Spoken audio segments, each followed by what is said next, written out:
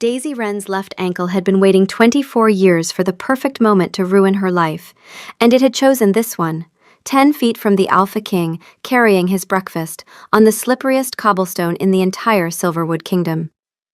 The ankle folded with the dramatic flair of a dying swan. The tray, bearing 3 perfect loaves of stone-ground rye with caraway seeds she'd woken up at 3 a.m. to craft, tilted. Time seemed to stretch, each precious loaf arcing through the air like a bready comet on a collision course with destiny, or at least a puddle. Inside her head, her wolf said, very calmly, "Left foot. Told you." Daisy's wolf had always been like this. Where other wolves were fierce, loud, commanding forces of instinct, hers was a still, quiet voice in the back of her mind. It didn't roar, it didn't howl, it just knew things, and said them in as few words as possible, and Daisy almost never listened. Daisy's life didn't flash before her eyes. Instead, she got a series of vivid, humiliating still frames of her immediate future. Explaining to head cook Elspeth why the Alpha King's personal breakfast bread now resembled a muddy poultice. The subsequent week of peeling potatoes in the dankest corner of the cellar. And the eternal, smirking pity of the other kitchen maids. It was all so predictable. She was Daisy Wren, the Omega whose hands were steadier with dough than they were with her own feet, a walking apology in a flour-dusted apron. She let out a squeak of despair, a sound more suited to a cornered mouse than a 24-year-old werewolf, and flung her arms out. Not to save herself, but in a futile, instinctual attempt to somehow shepherd the bread to a softer landing. This action propelled her forward, a clumsy projectile of good intentions and poor coordination, directly into the path of a very solid, very surprised man. The man was King Marcus Severin, Alpha of the Silverwood Pack and ruler of the entire Northern Ridge. Daisy did not register this at first. Her primary sensory input was a wall of muscle that smelled overwhelmingly of pine, old leather, and something else, something warm and layered that fizzed right behind her nose. Her wolf said, "Him." Daisy's internal response was roughly, "What?" Her wolf didn't elaborate. It just repeated, with infuriating calm, "Him." Then they were both falling. It was a tangle of limbs, his strong and unyielding, hers flailing like runaway noodles. They tumbled off the manicured path and into a thick, ornamental hedge that smelled vaguely of disappointment and boxwood. The landing was not soft. A branch poked her sharply in the ribs. The king of all werewolves grunted as her elbow found what felt like his stomach. Above them, a sound. It was the sound of an arrow, fletched in sinister black, embedding itself deep into the ancient oak tree, exactly where the king's royal throat had been a second and a half before. Chaos erupted. Daisy, meanwhile, was mostly concerned with the fact that she was draped over her Alpha King like a cheap tablecloth, and one of her escaped rye loaves had landed squarely on his head, where it sat like a lopsided, yeasty crown. His eyes, the color of warm honey, were wide with shock. They stared at her, then up at the arrow quivering in the tree, then back at her. A low growl rumbled in his chest, but it wasn't angry. It was confused, startled. Inside Marcus's head, his wolf was having a very different experience. Marcus's wolf had always narrated his life as though observing it from a great distance, with the measured reverence of a man documenting rare wildlife. It treated every event, from council meetings to meals to near-death experiences, as though it were footage of some extraordinary natural phenomenon. Remarkable. The small one has felled the alpha using only bread and gravity, a technique never before observed in the wild. She appears uninjured. The bread has landed on the alpha's head, a territorial display perhaps. Marcus, whose human brain was still trying to process the fact that he was currently wearing a loaf of rye, could only manage a strangled, "Are you all right?" Daisy scrambled off him, her cheeks burning with a fire hot enough to bake another batch of bread. "I'm so sorry, Your Majesty. I tripped. The bread. Oh, goddess, the bread is on you." She snatched the loaf from his head, brushing away stray caraway seeds from his dark, tousled hair with frantic, trembling hands. It's ruined. All of it. Elspeth is going to kill me. Guards were dragging a wiry, furious-looking man in dark leathers from behind a statue. Marcus's beta, Elias Vance, a man who looked permanently exhausted, rushed to his side. "My king, are you harmed?" Marcus got to his feet, wincing as he straightened his tunic. He didn't look at Elias. He didn't look at the assassin. He looked at Daisy, who was currently trying to become one with the hedge to escape notice.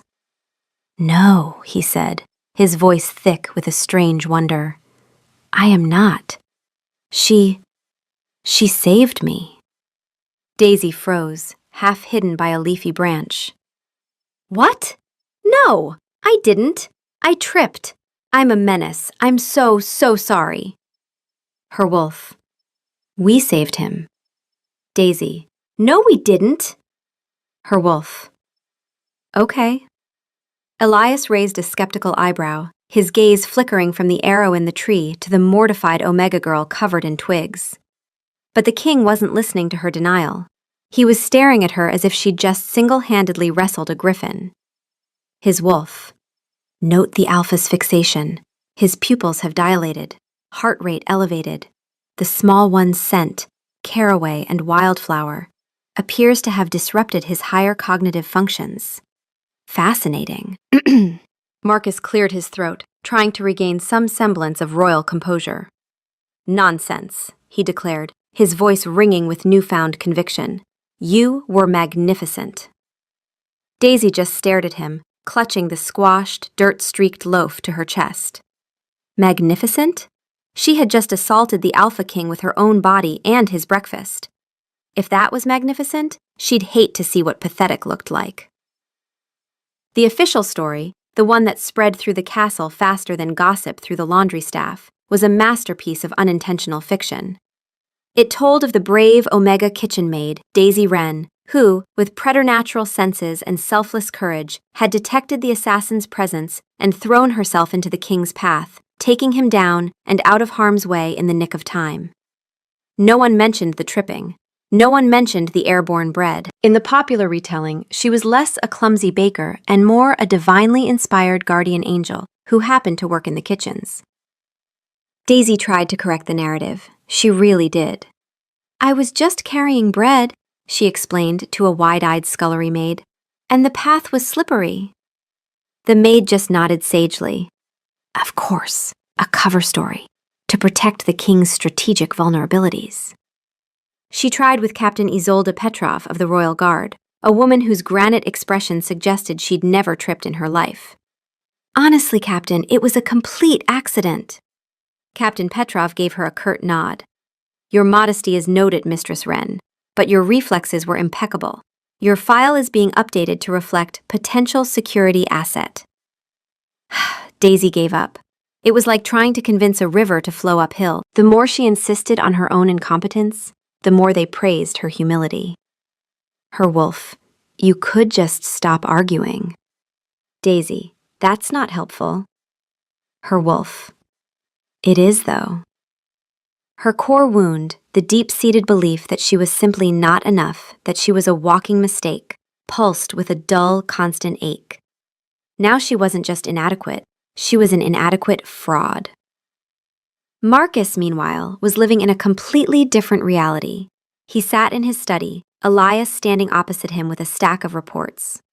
The assassin was a rogue from the Shadowfen pack, hired by an unknown party. "He's not talking," Elias said, his voice flat. "We're increasing patrols and reviewing all castle security protocols." Marcus nodded, but his attention was elsewhere. His mind kept replaying the moment of the fall, the sudden warmth of her body, the scent that had short-circuited his brain, the sheer, dumb luck of it all. His wolf. The Alpha continues to replay the encounter. This is the 14th time in the past hour. His scent has shifted to include notes of pine and bewilderment. He is ignoring the Beta's security briefing, a bold survival strategy. "The Omega, Daisy Wren," Marcus said aloud, interrupting Elias's detailed analysis of the castle's blind spots. "Where is she?" Elias blinked. "In the kitchens, Your Majesty. Presumably, baking." No, that won't do," Marcus said, standing up and beginning to pace. The room suddenly felt too small. His wolf. The alpha has begun pacing. This behavior, typically associated with caged predators, suggests agitation. He is concerned about the whereabouts of the small bred female. This concern is disproportionate. The beta has noticed. She saved my life, Elias. Such bravery cannot go unrewarded. And unutilized. Unutilized, sire? Elias asked, a hint of alarm in his tone. She's a baker. She's more than that, Marcus insisted, his eyes gleaming with an intensity that made his beta deeply uncomfortable. She has an instinct for danger. We must cultivate it, promote her, to royal food taster. Elias pinched the bridge of his nose. Sire, we already have a royal food taster. He's a 60-year-old man named Albert who has the constitution of an ox. Then she will be assistant to the royal food taster. There is no such position. Then I'm creating it, Marcus declared, slamming his hand on his desk. Effective immediately, double her wages, and send her a gift, something heroic. A sword? Elias suggested dryly. No, something thoughtful. What do heroes like? His wolf, the alpha, is now attempting to select a gift for the small one. His options are limited by the fact that he knows almost nothing about her. This does not appear to be slowing him down. A new set of flour scoops, Marcus decided, feeling immensely pleased with himself. The very best, carved from heartwood. Elias sighed, a long, suffering sound. As you wish, my king. Heartwood flour scoops for the heroic baker. He knew better than to argue when the king got that look in his eye. It was the same look his father used to get, a look that combined royal decree with the unshakable logic of a man who was 100% certain about something 100% ridiculous. The king was intrigued, or concussed. With Marcus, it was often hard to tell the difference. Later that day, Daisy was summoned from the potato-peeling punishment she'd been assigned anyway. Elspeth did not care for heroics when it came to wasted rye. She stood awkwardly in the grand throne room, clutching her apron, as the king formally announced her promotion in front of the entire court. He praised her unflinching valor and uncanny instincts. Daisy felt a hot wave of nausea. She opened her mouth to protest, to shout, "I'm just clumsy! It was an accident!" But the words wouldn't come. All she could see were hundreds of expectant faces, all looking at her like she was some kind of legend. Her wolf. Curtsy. Don't speak. For once, Daisy listened. And then there was the king, his honey-gold eyes fixed on her with an expression of such profound, unshakable gratitude that it stole the air from her lungs. So she just curtsied, her knees trembling, and accepted the promotion. She also accepted the ridiculously ornate, hand-carved flour scoops. They were beautiful and utterly useless for actual baking, but she couldn't bring herself to say so. As she scurried back to the kitchens, a new, heavier weight settled in her stomach. It wasn't just guilt anymore. It was fear. Because lightning and assassins rarely strike just once. A month passed. Life as the assistant to the royal food taster was, for the most part, exactly like life as a kitchen maid, but with more nervous glances from the other staff and an awkward working relationship with Albert, who regarded her with the pained tolerance of a veteran forced to babysit a civilian. Daisy did her best to be invisible, focusing on her baking, trying to forget the lie she was now living. The stone-ground rye became her solace, the familiar rhythm of kneading and shaping a balm to her frayed nerves. She perfected it, adding a hint of molasses to deepen the flavor, a trick her grandmother had taught her. She told herself it was for the king's palate. She refused to admit it was because the scent of it reminded her of that chaotic, terrifying, strangely intimate moment in the hedge. Her wolf. It's for him. It's for the king. Her wolf. That's what I said. Marcus, for his part, had developed an almost religious devotion to her rye bread, consuming it at every meal. His wolf. The alpha has now consumed the bred female's rye at 17 consecutive meals. This represents a significant shift in dietary behavior. The bread appears to have become essential to his ecosystem. The king also made a habit of inspecting the kitchens, which usually involved him standing awkwardly near her workstation, asking overly detailed questions about yeast activation, while she tried desperately not to drop anything on his immaculate boots. These visits were torture. Daisy's inadequacy flared under his gaze, and her clumsiness, normally a low-grade persistent condition, escalated to a critical state. Her wolf, every single time he walked in, breathe. Every single time, Daisy forgot to. She once spilled an entire sack of flour, creating a whiteout that left the Alpha King looking like a powdered donut.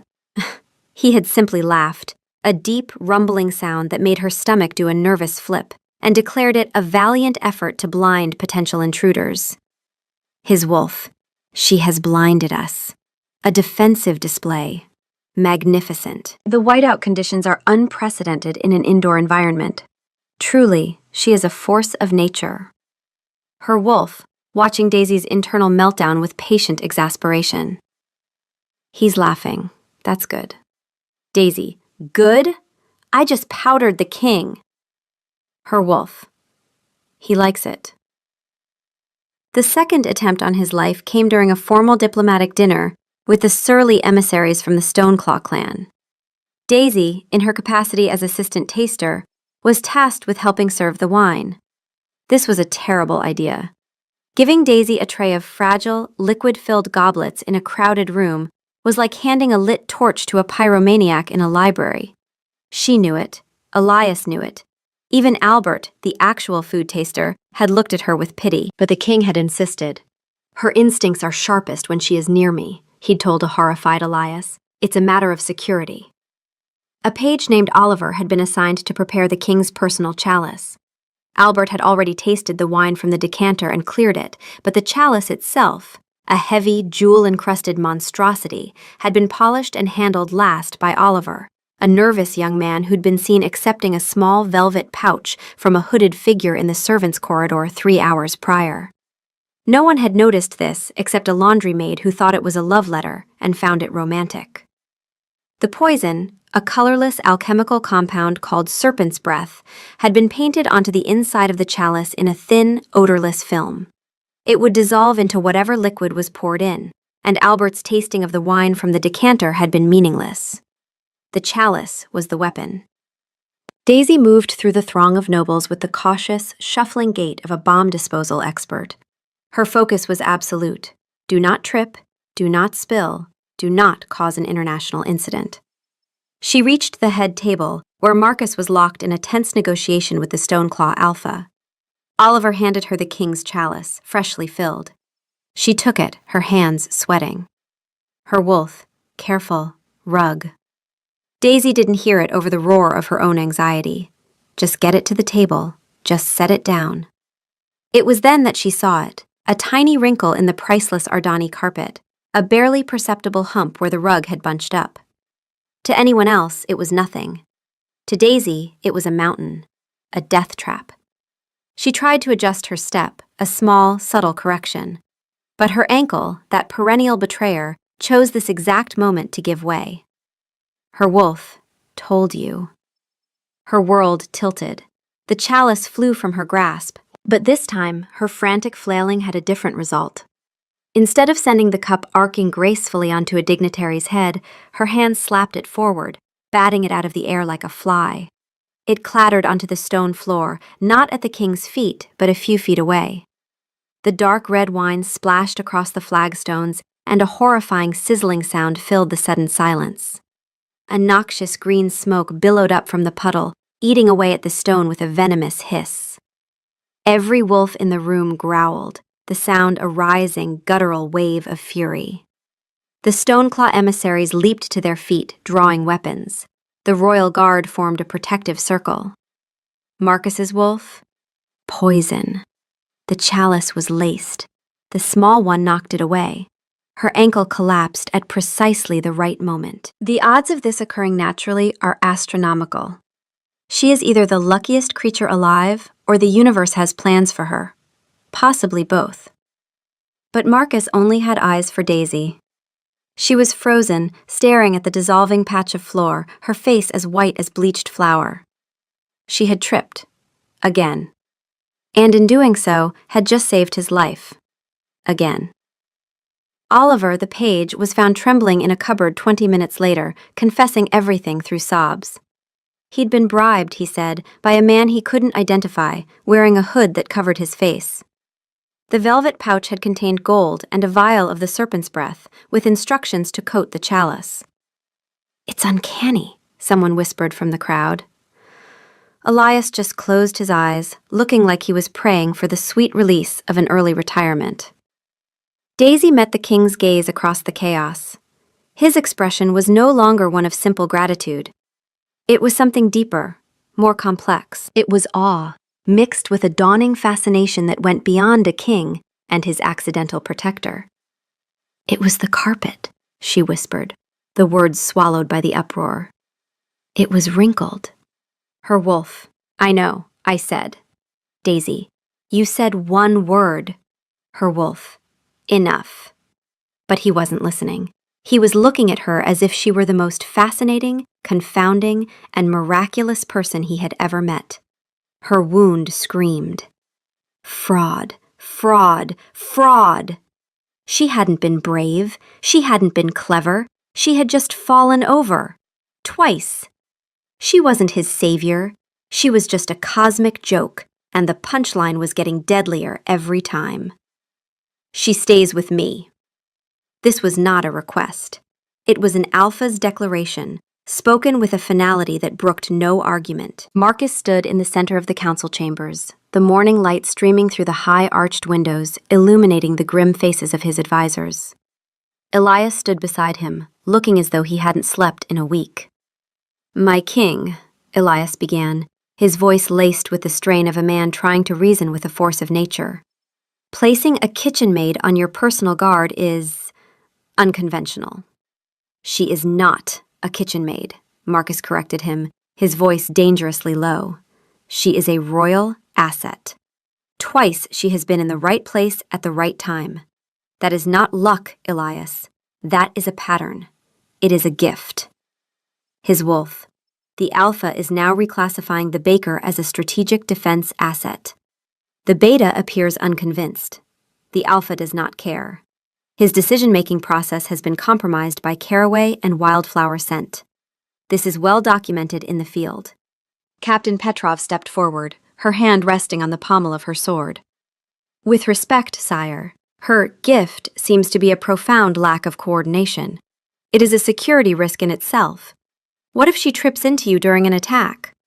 "What if she trips and pushes me out of the way of a falling portcullis?" Marcus countered, his eyes flashing gold. "I will not have her relegated to the kitchens where she is a target. The assassin, whoever they are, now knows of her. They will see her as I do, my protector. They will try to remove her. She is safest by my side." The argument was, in its own way, logical. It was also completely insane. But no one dared say so. And so, Daisy Wren, Omega Baker and professional stumbler, was officially removed from the kitchens and given chambers adjoining the king's. Her new title was vague and imposing: Royal Companion and Shield. Her new duties consisted primarily of following King Marcus around like a nervous shadow, trying desperately not to trip over her own feet. The forced proximity was a special kind of hell. The king's presence was overwhelming. He still smelled of pine and that warm, layered complexity that made her wolf say him at inconvenient moments. Being near him scrambled her senses. Her clumsiness, already legendary, achieved a new, transcendent state. She walked into a suit of armor, which then toppled over like a domino, taking 2 priceless urns with it. She spilled ink all over a treaty with the Hill clans. She accidentally locked herself in a broom closet for 2 hours until a guard heard her muffled apologies. Her wolf, through all of it, offered the same steady commentary. "Breathe." Then, after each disaster, "You're fine." It never panicked, it never judged. It was the one constant, quiet thing inside her, and Daisy resented it for being right. Marcus, however, seemed to find her chaotic orbit utterly charming. He'd simply right the suit of armor, order a fresh copy of the treaty, and personally liberate her from the closet with a gentle, amused smile that made her want to crawl into the ground. His wolf narrating each incident. The armor has been toppled. The small one stands amid the wreckage, trembling and apologizing.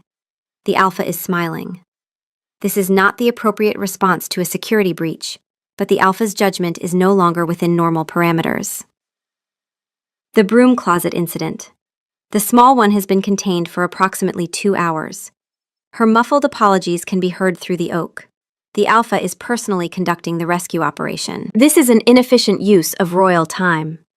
He does not care. And they were losing objectivity, both of them. Marcus could feel it happening, this slow gravitational pull toward her that had nothing to do with his wolf and everything to do with the way she apologized to furniture she'd knocked over. The way she talked to her doe when she thought no one was listening. Gentle encouragements like, "Come on, you can do it. Just rise a little more." The way she knew the entire history of grain cultivation in the Western Valleys and could, unprompted, deliver a 30-minute lecture on the 14th century rye blight. He was not falling in love. He was tripping into it, slowly and stupidly, like walking into a hedge. One afternoon, he was working at his desk while she stood guard by the door, trying to look shield-like and not like someone who was mentally cataloging all the ways she could accidentally cause his death in this one room. The silence stretched, thick and awkward. Suddenly, he looked up, his brow furrowed. "What is that scent?" he asked, sniffing the air. "Caraway and honey?" Daisy froze. She'd been so nervous, she'd been unconsciously kneading a phantom loaf of bread in the air, her hands moving in the familiar, comforting rhythm. The scent of her, her unique Omega signature, always intensified when she was thinking about baking. Or when she was flustered. Being around him made her perpetually flustered. "It's just me, Your Majesty," she mumbled, her cheeks flaming. He inhaled deeply, his eyes fluttering shut for a fraction of a second. His wolf. The scent has intensified. The alpha is involuntarily closing his eyes. His brain chemistry is in free fall. This is no longer casual observation. We are witnessing something irreversible. Her wolf. "He likes how we smell." "Please stop." Her wolf. "Just saying." He cleared his throat. "It's very pleasant." This was worse than the spilled ink. The awkwardness was so thick you could slice it. The annual Scent of Intent ceremony, a custom unique to their pack, was the following week. It was a formal ritual where the pack elders would gather and, through some arcane olfactory talent, sniff the air around the alpha to gauge his emotional state and the purity of his intentions before he made a major decree. This year's decree was about reinforcing the kingdom's defenses. Marcus had to project strength, stability, and unwavering resolve. Unfortunately, Daisy, as his shield, was required to stand beside him. The moment the elders entered the sacred circle, their long noses twitching, it was a disaster. Marcus caught a drift of Daisy's nervous, bread-scented aroma, and his wolf went absolutely haywire. "She is within 2 feet. The alpha's scent profile has become unstable. Notes of pine and authority are being overwhelmed by, and we document this without judgment, domestic yearning. The elders will detect this. The alpha is aware. The alpha cannot stop it." Her wolf. "Breathe." "I can't breathe. He's right there and the elders are sniffing." Her wolf. "You can." His own scent, meant to be a calm, authoritative pine and earth, went sideways. It spiked with notes of frantic fascination, raw warmth, and the shockingly domestic aroma of a hearth. Elder Maeve, a formidable she-wolf, with a nose that could detect a lie from 3 valleys away, took a long, slow sniff, and her eyebrows shot into her hairline. She looked from the king's flushed face to Daisy's terrified one. His Majesty's intentions seemed to be... She paused, searching for a diplomatic term. "Deeply... nested." The other elders murmured in confusion. Marcus felt a hot flush crawl up his neck. The fallout was immediate and merciless. Within a day, the castle gossip network, faster and more reliable than any military courier system, had spread Elder Maeve's pronouncement into every corridor, kitchen, and guardroom. Deeply nested became the euphemism of the season. A kitchen boy asked another what it meant, and a laundry maid helpfully explained that the king smelled like he wanted to build a little house and fill it with bread and babies. The elders themselves convened a private session. Elder Hector, a pragmatist, argued that the king's distracted state was a security liability. Elder Maeve countered that the king's obvious attachment to the Omega Baker was, in fact, a sign of emotional health, and that a lovesick alpha was better than a brittle one. They compromised by sending Marcus a formal, sealed advisory that read, in its entirety, "Resolve this before the next ceremony." Marcus read it, turned a color Daisy would have described as overproofed sourdough, and shoved it into his desk drawer. Later that night, unable to sleep, Daisy crept down to the deserted kitchens. It was the only place she felt competent, the only place she felt like herself. She needed to feel the familiar weight of dough under her hands. She was elbow deep in a bowl of rye flour when a voice from the doorway made her jump. "I thought I might find you here." It was Marcus.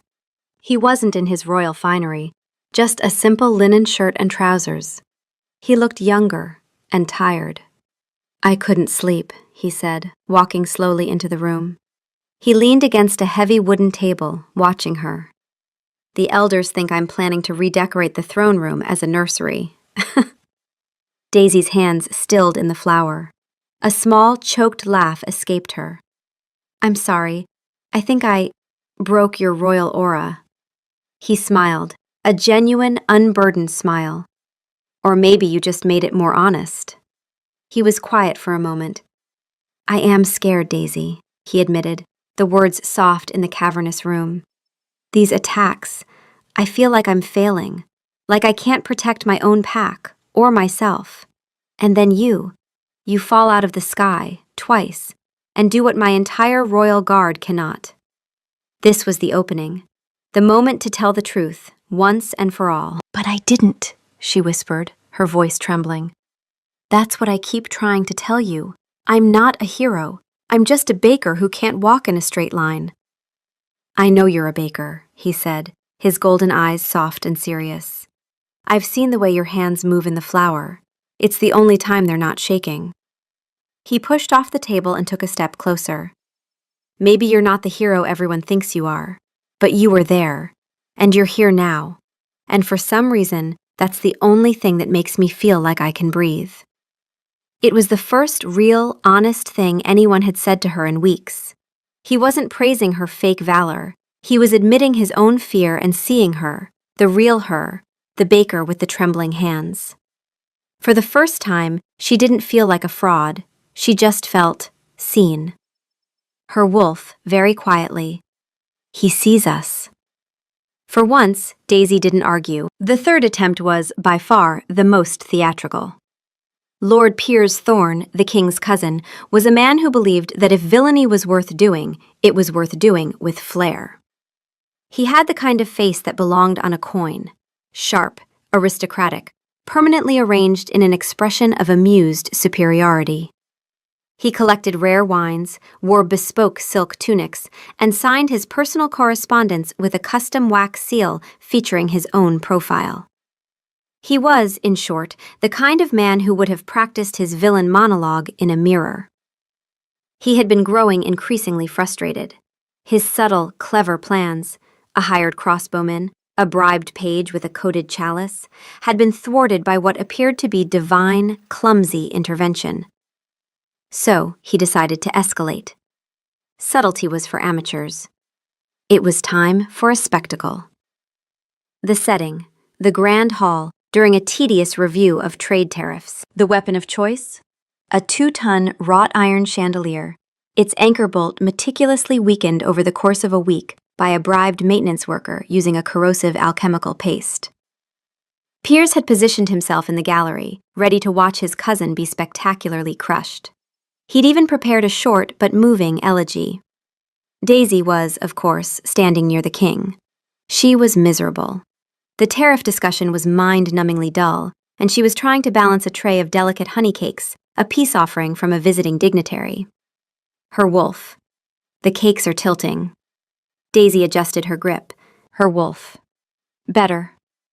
Why she was in charge of pastries during a high-level economic meeting was a mystery, but Marcus had insisted, muttering something about her calming presence. A tiny field mouse, likely drawn by the scent of honey, darted out from behind a tapestry. Ah! Daisy, whose startle reflex was honed to a razor's edge, let out a yelp.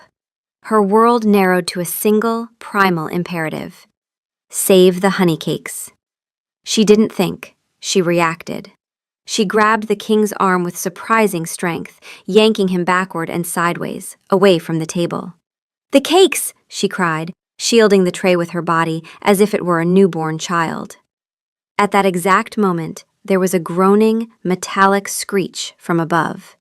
The massive chandelier, freed from its weakened mooring, plunged downward. It crashed onto the heavy oak table precisely where King Marcus had been sitting, shattering it into 1,000 pieces. Wood shrapnel and crystal shards exploded across the room. There was a moment of stunned, deafening silence, broken only by the faint tinkle of a single surviving crystal hitting the floor. Then, chaos. Marcus's wolf from the floor. A chandelier. 2 tons of wrought iron. And the small one pulled the alpha to safety to protect a pastry. The pastry is intact.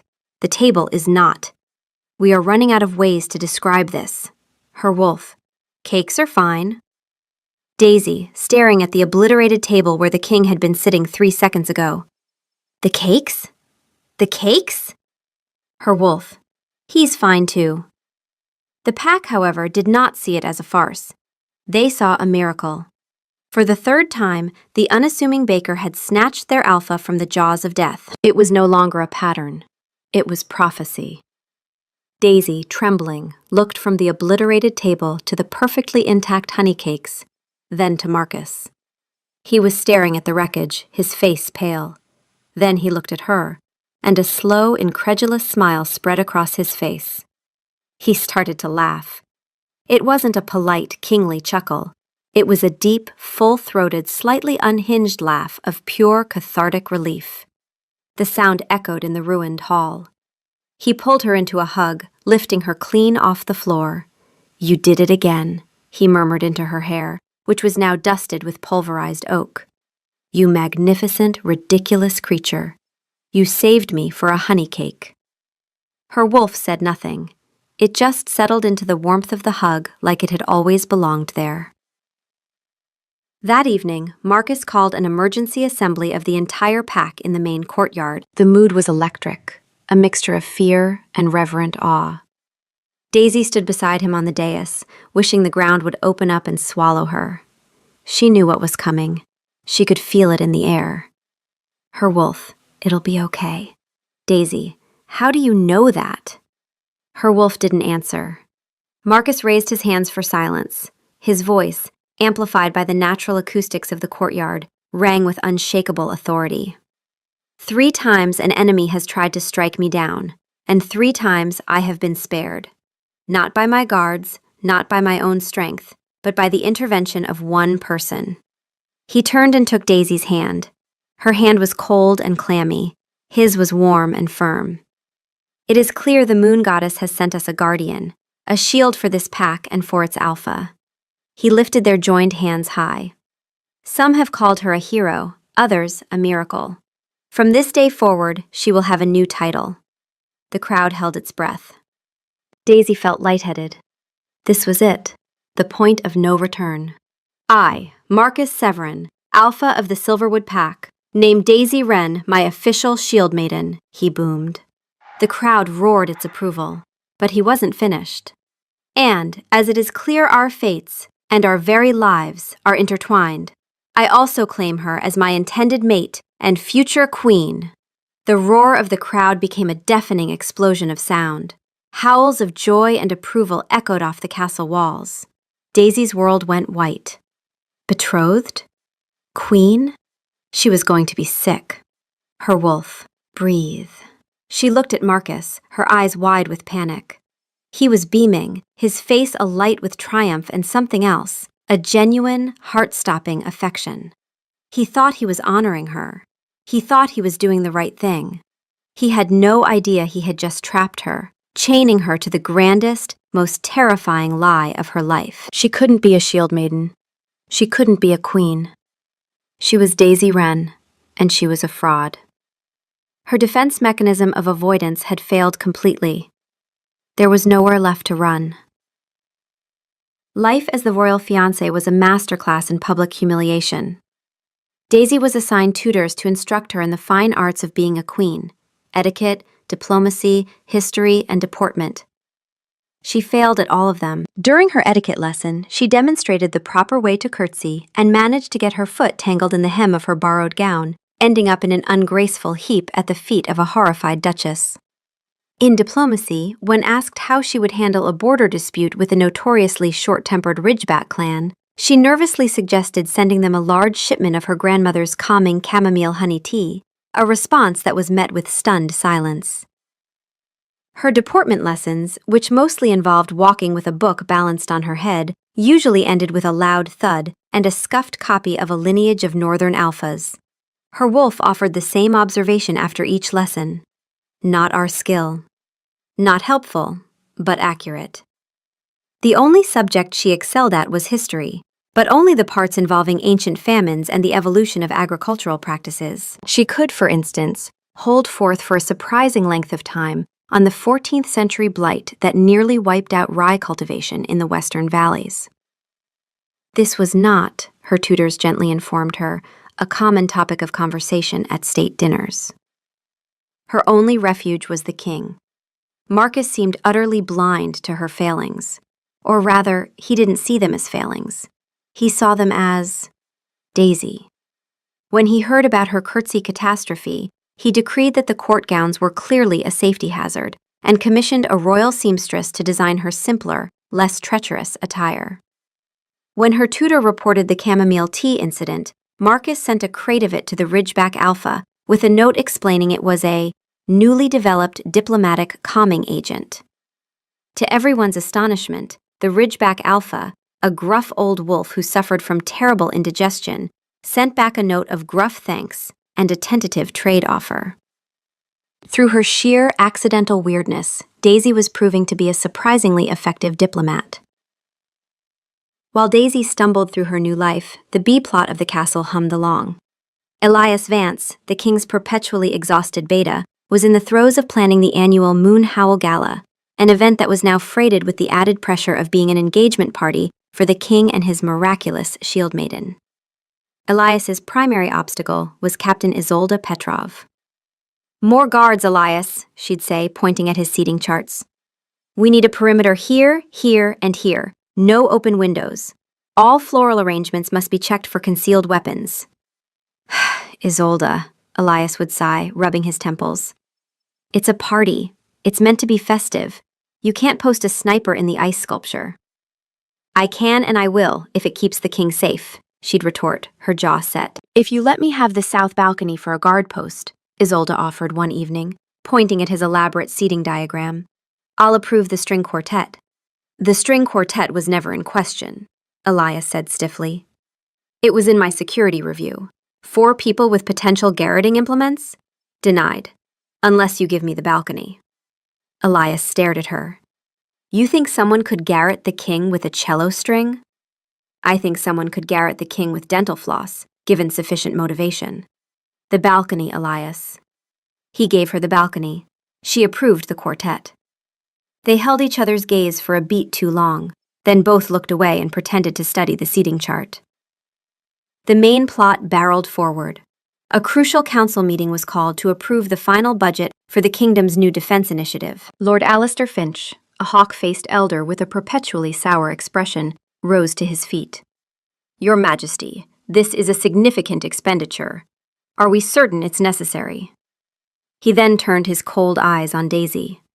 "And while we are on the subject of resources, I must question the wisdom of placing our Alpha's security in the hands of an Omega Baker, of no lineage and no training." The room went silent. It was a direct challenge, not just to Daisy, but to Marcus's judgment. Daisy felt her blood run cold. This was it, the public exposure. Her wolf. Stand still. Don't run. It was the most her wolf had ever said at once, and Daisy listened, because her wolf had never been wrong. Instead of an alpha command, Marcus became vulnerable.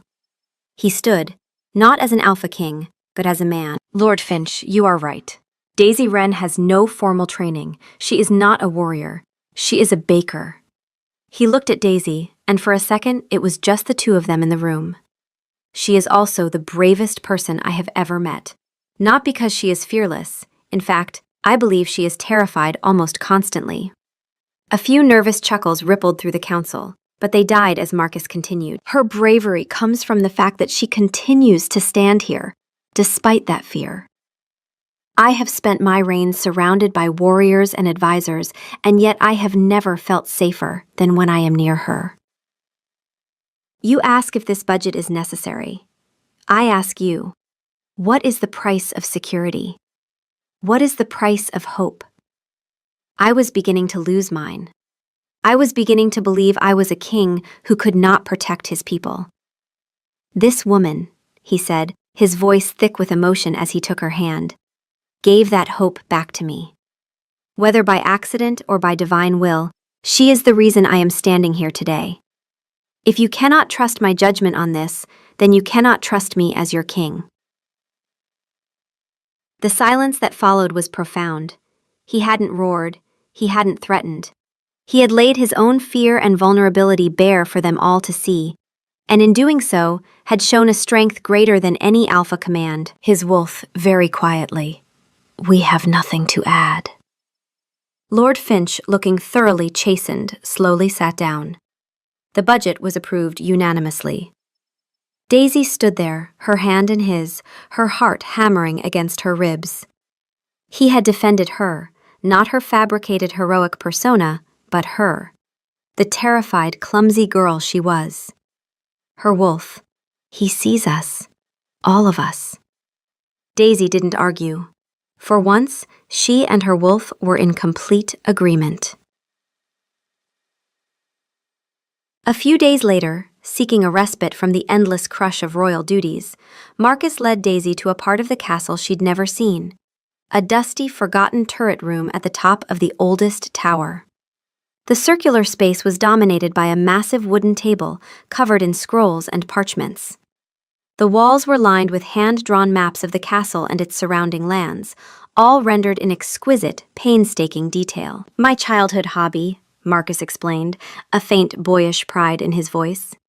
He unrolled a large map of the castle grounds. "I was a lonely kid. My father was always busy. So I mapped things. It made me feel like I had some control over my world." He pointed to a section of the map detailing the castle's lower levels. "And this is where it gets interesting." He showed her a complex network of tunnels and caves drawn beneath the castle's foundation. The Whispering Caverns. Most of them are sealed off. They're unstable. My father always warned me to stay away from them. Daisy traced the intricate lines with her finger. "You drew all of this yourself?" she asked, amazed. "Every secret passage, every forgotten storeroom," he confirmed. "I know this castle better than anyone." There was a comfortable silence as she studied his work. He was standing closer than he needed to. He reached out, his fingers gently brushing a stray piece of lint from her sleeve. The touch was electric. They both froze. He didn't pull his hand away. Instead, he let it rest there on her arm, his thumb stroking the fabric of her sleeve. "Daisy," he began, his voice a low murmur. His golden eyes were dark, his gaze intense. He was going to kiss her. She knew it. She wanted him to. It was terrifying. It was inevitable. Her wolf let him. He leaned in, closing the small space between them. His other hand came up to cup her cheek, his calloused thumb stroking her jawline. His wolf held its breath. For once, no narration, just silence. Crack, rumble, whoosh, crash. A sound like thunder ripped through the moment. The entire tower shuddered. They sprang apart as a massive stone gargoyle plunged past the window, and smashed into the stone courtyard below. Guards were shouting, running toward the impact site. The moment was shattered. His wolf, timing, unacceptable. Her wolf, later. Marcus cursed, running to the window to peer down at the chaos. As he scanned the courtyard, his eyes narrowed. He saw a flicker of movement in the shadows of an archway, a figure in a dark cloak starting to retreat. "Wait," Marcus breathed. He recognized the theatrical swirl of that cloak. Piers. He turned to Daisy, his expression grim. "Stay here. Lock the door." He was gone before she could protest. But Daisy followed him, her heart in her throat. By the time she got to the courtyard, Marcus was confronting his cousin. "What were you doing in the shadows, Piers?" Marcus demanded. Lord Piers Thorne held up his hands. "Merely enjoying the evening air, cousin. I was as shocked as anyone by this unfortunate structural failure." His eyes flickered to Daisy. "Ah, and the little shield maiden, still managing to be in the right place at the wrong time?" With a final mocking bow, Piers swept away into the darkness. Marcus's fists were clenched, every muscle taut. But the law of blood, one of the oldest customs of the Silverwood Pack, held him in chains. A lord of royal blood could not be arrested without material proof of wrongdoing. Not suspicion, not the Alpha's word, but evidence presentable before the full Elder Council. The law existed to prevent tyrannical Alphas from purging their families. It had been written centuries ago, and it had protected exactly the kind of scheming cousin it was designed to thwart. The guards found no evidence. The alchemical paste that had weakened the gargoyle's mortar had been applied weeks ago, and long since evaporated. "I need proof," Marcus said through gritted teeth. "Something concrete." Elias nodded. "I've assigned 2 of Isolde's best to discreet surveillance. If he so much as sneezes suspiciously, we'll know." Later, in the king's study, the adrenaline faded, leaving them both shaken. "I should be able to protect myself," Marcus said, staring into the fire. "I'm the Alpha King, and I'm constantly being saved by falling masonry and clumsy accidents." Daisy stood by the window, hugging herself. "And I can't even walk across a room without causing a natural disaster. I'm not a shield. I'm a liability." They looked at each other across the room. The masks were gone. He was a man terrified of his own failure. She was a woman terrified of her own inadequacy. In each other's eyes they saw the same raw, desperate fear. The fear of not being enough. Her wolf, very quietly. "Same wound." It was 2 words, but they unlocked something in Daisy's chest. He wasn't above her. He wasn't looking down. He was standing in the same broken place she was. His wolf, equally quiet. The Alpha and the small one are both afraid. They are afraid of the same thing. This is significant. Piers Thorne's plan was, by his own estimation, a masterpiece. He would attend the Moonhowl Gala like a dutiful cousin. He would toast the happy couple. He would make polite conversation with the lords and ladies. And then, at a moment of his precise choosing, he would rise and propose a second toast, a specific toast. He'd been workshopping the wording for weeks. "To the strength of our foundations." The Whispering Caverns were called that for a reason. Sound traveled through the limestone like water through a pipe. Voices spoken in the great hall above could be heard, faintly but clearly, in the chambers below. Pierce's man, stationed at the relay point in the caverns, would hear the toast through the stone. That was the signal. He would light the fuse cords. They burned at a reliable rate, 12 minutes, give or take, which gave Pierce exactly enough time to finish the toast, make polite conversation for 5 minutes, press a hand to his stomach, excuse himself with a murmured apology about the shellfish, and step outside for air. 3 minutes later, the hellfire resin charges packed beneath the Great Hall's structural columns would ignite. The floor would crack. A section of ceiling would collapse. Not enough to kill everyone, that would be barbaric, and, more importantly, it would destroy the very throne he intended to sit on. But enough to cause panic, injuries, and a cascade of terror. And then Pierce would rush back in. He would lead the evacuation. He would be the calm, decisive Alpha the pack needed in their darkest hour. He had, of course, laid the groundwork. A week before the gala, he'd sent Marcus a formal written concern about troubling structural weaknesses in the Great Hall Foundation, complete with a forged engineer's report. Marcus had dismissed it. Piers sent dramatic complaints about everything from the castle's wine selection to the angle of the throne, and filed it away. But afterward, that letter would resurface. Piers warned them. Marcus ignored it. People were hurt because the king was too busy playing house with his Baker bride. The Elder Council, already uneasy about Marcus's deeply nested behavior, would have no choice. A vote of no confidence. A peaceful, civilized transfer of power. To the man who had been right all along. It was elegant. It was poetic. And it would have worked perfectly, if not for the fact that Daisy Wren, as usual, was in exactly the wrong place at exactly the wrong time. It was 2 nights before the Moonhowl Gala. Daisy's evening patrol along the castle ramparts had become routine. She was never alone. Marcus had insisted on a guard rotation for her, and tonight it was a steady young wolf named Corporal Hewitt, who followed her at a respectful distance. The night was cool, the moon a perfect silver disk. She was thinking about Marcus, about the look in his eyes in the study. The fear she'd seen there hadn't pushed her away, it had drawn her closer. For the first time, she felt like his equal, not his project or her good luck charm. Her wolf. Listen. Daisy paused. She tilted her head. There it was, faint but unmistakable. A rhythmic tapping coming from below the rampart wall, metal on stone. A steady, purposeful rhythm that had no business existing at this hour. She leaned over the battlement and looked down. In the moonlight, she could just make out a figure emerging from a cellar entrance near the base of the north wall, an entrance she knew from Marcus's maps had been sealed years ago. The figure was carrying something heavy, wrapped in dark cloth. He looked up, and for one frozen second, his eyes met hers. Her wolf. Go, now! But Daisy hesitated. She didn't know what she'd seen. She didn't understand the significance. She was still trying to process it when she heard Corporal Hewitt make a small, strangled sound behind her. She turned. Hewitt was 10 paces behind her. He never made it to 9. The attack was swift, professional, and utterly silent. 2 figures had materialized from the shadows. One clamped a hand over Hewitt's mouth. The other drove a needled syringe into his neck. He was unconscious before his knees hit the stone. A third figure stepped in front of Daisy. Before she could even register the movement, a cloth was pressed over her mouth and nose. The man from the cellar. He'd come straight up. Her wolf. Fight! It was the loudest her wolf had ever been, but the midnight bloom extract was faster.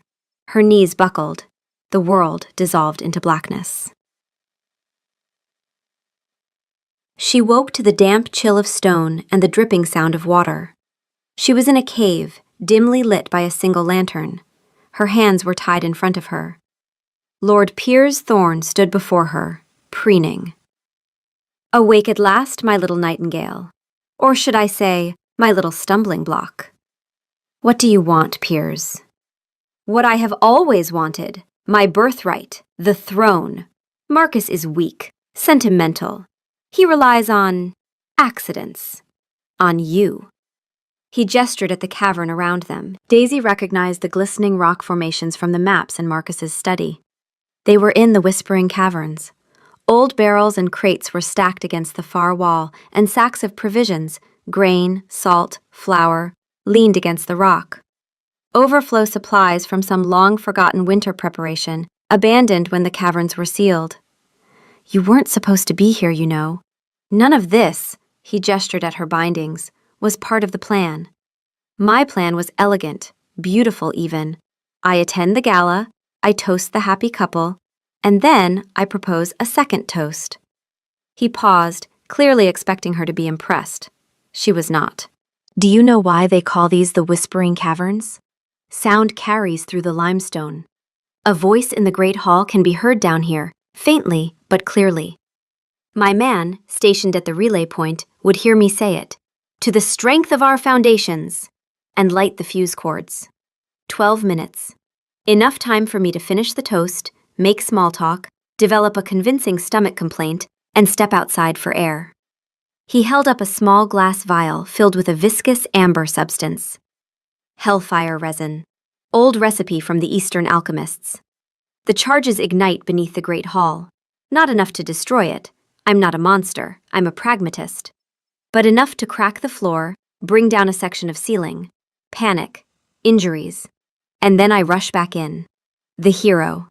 The man who warned Marcus about the structural weakness. Oh yes, I sent him a formal letter with a forged engineer's report. He dismissed it, of course. He dismisses everything I say.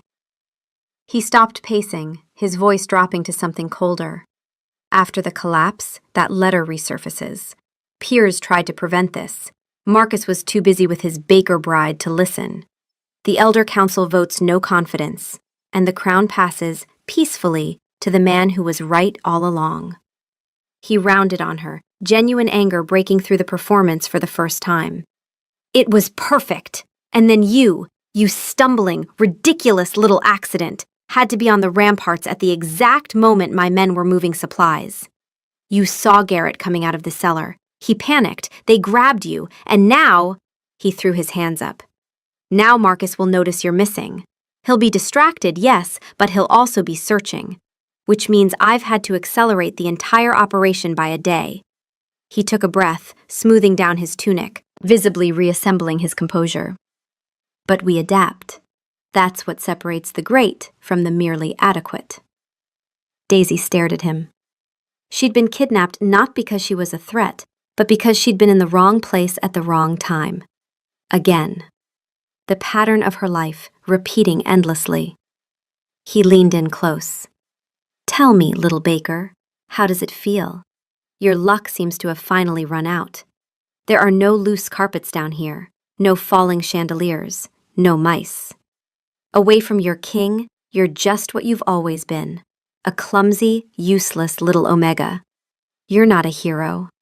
You're nothing. The words hit her with the force of a physical blow.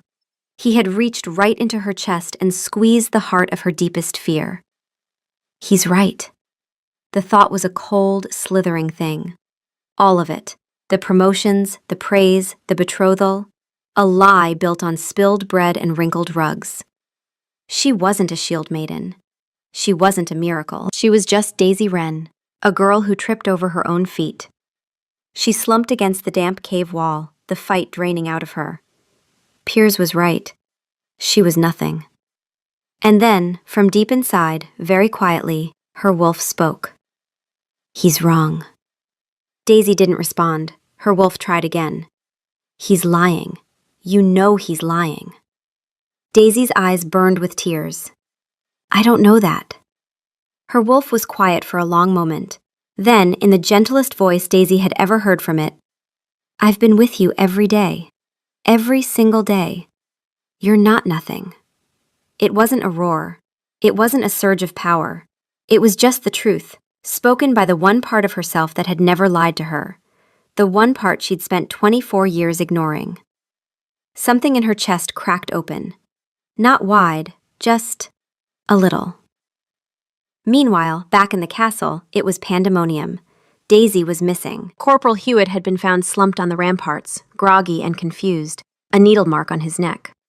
And the north rampart cellar entrance, one that had been sealed for years, showed fresh scratches around its edges. Marcus was a storm of barely controlled fury. His wolf. The small one is gone. Her scent trail ends at the north rampart. The sealed cellar has been opened. Midnight bloom extract on the guard. This was reactive, not planned. Someone was surprised. The Alpha is afraid. We have never documented this level of fear in him before. Elias and Isolde stood before him in the throne room, their faces grim. No one saw anything, Isolde reported. 3 assailants, professional. My surveillance detail on Piers reports he returned to his quarters at the usual hour. The sealed cellar entrance, Marcus said, his voice tight. Someone opened it. That entrance connects to the Whispering Caverns. The caverns run directly beneath. He stopped. His blood went cold. He crossed to his desk and yanked open the drawer, rifling through papers until he found it. Piers's letter. The formal, overwrought warning about structural weaknesses in the Great Hall Foundation, sent 1 week ago.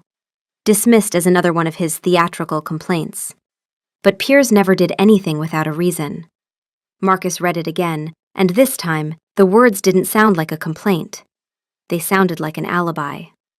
"He's going to collapse the hall," Marcus said, "during the gala. He's using the caverns to place charges beneath the structural columns. They're called the Whispering Caverns because sound carries through the limestone. He could use a signal from the hall above to trigger the fuses from below. And this letter," he held it up, "is his proof that he warned us. The strength of our foundations. He's not trying to seize the throne by force. He's setting himself up as the hero who told us so." Daisy must have seen something on the ramparts. They grabbed her to keep her quiet. "Isolde, get your best 5 soldiers. Gear for silence and speed." He turned to Elias.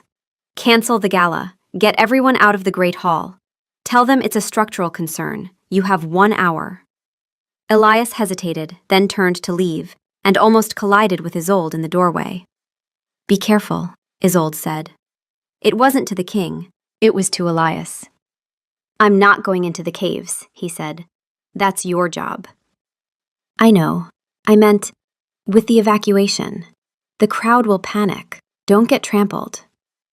The faintest ghost of a smile crossed his exhausted face. "Don't get crushed by a collapsing tunnel." "Deal," she said, and was gone. His wolf. An unexpected pair. Not relevant right now. Moving on. The entrance was exactly where Marcus's childhood map said it would be.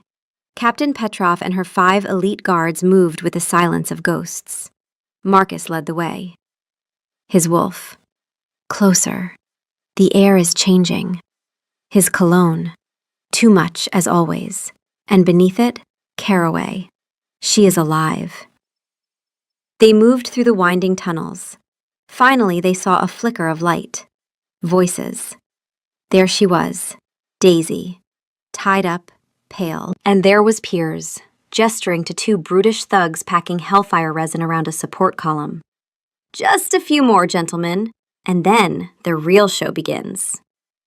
Marcus stepped out from behind the pillar. "The show is over, Piers." Piers spun around. "Marcus! How? The gala isn't until tomorrow." "Your letter was very convincing, Piers. The strength of our foundations. That was going to be your toast, wasn't it? The signal for your man to light the fuses. Very poetic. Very you." At his signal, Petrov and her guards swarmed in. Piers backed away, grabbing Daisy and pressing a dagger to her. "Stay back, or the little baker gets it." Daisy, seeing Marcus standing there, seeing the fury in his eyes, fury for her, felt something shift. The cold despair was burned away by a sudden, hot surge of anger. Not for herself, for him. How dare this peacocking monster threaten him? And deep inside her, her wolf said one word. Now. Daisy knew what it meant. Not magic, not fate. Just the clarity of the one part of herself that had always been steady. The abandoned provisions were right there, and directly beside her was a heavy sack of old flour. For the first time in her life, Daisy acted with perfect, unwavering intention. Using her bound hands, she hooked her foot around the base of the sack and pulled. It tipped over. With a surge of adrenaline, she kicked the overturned sack with all her might. An enormous cloud of flour erupted directly into Piers's face. "Ugh! Ugh!" He screamed, dropping his dagger, clawing at his eyes. "My eyes! My bespoke silk tunic!" His wolf. Extraordinary. Her wolf. "Told you." Marcus lunged, tackling Piers. The cavern began to collapse. Dust and pebbles rained from the ceiling. "Daisy, get out!" But Daisy wasn't looking at him. She was looking at the path. This was her element. Chaos. Unstable footing. An environment where normal people would struggle, but where her entire life had been training. She didn't panic. She moved. Her wolf guided her feet, not with howls or power, just with the quiet certainty it had always had. "This way." She led them, her clumsiness now a form of grace. As they neared the exit, she glanced back. The hellfire resin was still wedged at the base of the cracking pillar. A large, loose boulder sat on a ledge just above it. She grabbed a rock from the floor. Marcus, trust me! She threw it. Terrible throw, clumsy and off target. Missed the boulder completely. But it struck the cave wall next to it, and the vibration was enough. The boulder tumbled from its ledge, severing the fuse cords and burying the hellfire charges under tons of rock. The passage collapsed behind them. They stumbled out into the cellar, into the arms of a frantic Elias. They were safe. Daisy stood there, breathing heavily, her hands still bound, covered head to toe in flour. She had done it. She had saved them, and this time it was on purpose. Kind of. Her wolf. Good throw. I missed. Her wolf. Worked, though. Lord Piers Thorne, dug out from the rubble with nothing more than a bruised ego and a comprehensively ruined tunic, was imprisoned in the deepest, most undramatic cell the castle possessed. The hellfire resin charges, analyzed by the royal alchemist, provided the material proof the law of blood required. The forged engineer's report in Pierce's warning letter was traced back to a bribed surveyor. Pierce's thugs confessed everything: the hired crossbowman, the coated chalice, the chandelier, the gargoyle, all of it. The Elder Council voted unanimously for permanent exile to the Saltmere, a barren, windswept island where the only company was seabirds and regret. Pierce, upon hearing the verdict, reportedly asked if the island had a competent tailor. It did not. The kingdom was safe. The crisis was over. But for Daisy, the world still felt tilted. She had scrubbed the grime and flour from her skin, but she couldn't scrub the feeling of that final, intentional act. It hadn't been graceful. It hadn't been heroic. It had been a clumsy, desperate long shot that had happened to work. It had been her. She was in the kitchens, standing in front of a large bowl of rye dough. Her hands were still. She didn't know who she was supposed to be anymore. The fraud? The hero? The accident? Her wolf was quiet, but present, patient. It had said its piece in the cave. It was waiting for Daisy to catch up. There you are. Marcus's voice was soft. He walked into the kitchen looking as weary and dust-streaked as she felt. He stopped a few feet away, just watching her. The council wants to give you the Star of the North, the highest honor for valor in the kingdom. Daisy flinched. I don't want it. I know, he said. He took a step closer. I told them no. She finally looked at him. You know it was an accident, right? The throw? I was aiming for the boulder. I missed. I know. And you tripped over the rug. And you were startled by a mouse. And you were carrying bread on a slippery path. He was standing in front of her now. Daisy, do you think I care if it was an accident? Do you think I love you because you're some kind of magical good luck charm? The word hung in the air between them. Love. I fell in love with a woman who gets so nervous she smells like baking bread. I fell in love with the way your eyes light up when you talk about the history of grain. I fell in love with your fierce, protective devotion to honey cakes. A small, watery laugh escaped her. I fell in love with you, Daisy Wren, the clumsy, terrified, brave, brilliant, and utterly magnificent woman you are. I don't need a shield maiden. I don't need a hero. I just need you. That was it. That was the truth she'd been searching for. He wasn't in love with the lie. He was in love with the messy, chaotic, real person underneath. The feeling that bloomed in her chest was warm and light, like perfectly proofed dough. She leaned into his touch, her eyes fluttering shut. I think, she whispered, her voice trembling but clear, that I'm in love with you too. He smiled, a slow, radiant smile that lit up his whole face. And then he leaned in and kissed her. It wasn't a frantic, interrupted kiss. It was slow and deep and sure. It tasted of pine and relief and the faintest hint of rye. It tasted like coming home. His wolf, for the first time in its life, said nothing. It just watched. Some moments are too important to narrate. Her wolf said 2 words. Told you. It was the beginning, not of a bond handed to them by fate, but of one they were choosing, consciously and clumsily, to build. 3 months later, the Moonhowl Gala was finally held. It was a wedding. The Great Hall was filled with the entire Silverwood pack. Elias Vance and Captain Isolde Petrov stood side by side. During the crisis, something had shifted between them. The moment in the doorway, the quiet, "be careful." In the weeks after, their arguments had softened. They still bickered about guard placements, but now they did it over dinner, and Elias had started leaving a cup of her preferred black tea on his desk for her evening security briefings. She hadn't mentioned it. He hadn't either. But their hands, standing together now at the gala, were discreetly clasped. Isolde had even allowed a few non-weaponizable floral arrangements. Marcus stood at the altar, looking impossibly handsome and nervous. He watched as Daisy began her walk down the aisle. She wore a simple, elegant gown of silver silk, one he had commissioned specifically to be impossible to trip over. She looked radiant. She looked happy. She took a deep breath, smiled at him, and promptly tripped over a single stray rose petal that had fallen onto the runner. The entire pack gasped. Daisy started to fall, but Marcus was already moving. He caught her with the ease of long practice, pulling her up against him. She landed safely in his arms, her cheeks pink, a laugh bubbling up. He just looked down at her, his eyes full of so much love it stole her breath. "Knew you'd do that. Wouldn't be our wedding if you didn't." She laughed, and he laughed with her. The pack let out a collective sigh of fond exasperation, which turned into cheers and laughter. This was their king and queen. A little bit of chaos, a whole lot of heart. His wolf, one last time. And so, the alpha and the small one begin their life together. She tripped on a rose petal. This was expected. We have documented a great many things. This is the finest. We are closing the file. Her wolf, one last time. Home.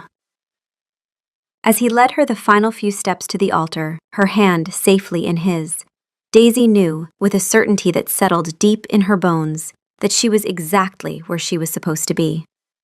She might never be graceful, but with him, she would always be safe. And she would always, always be loved.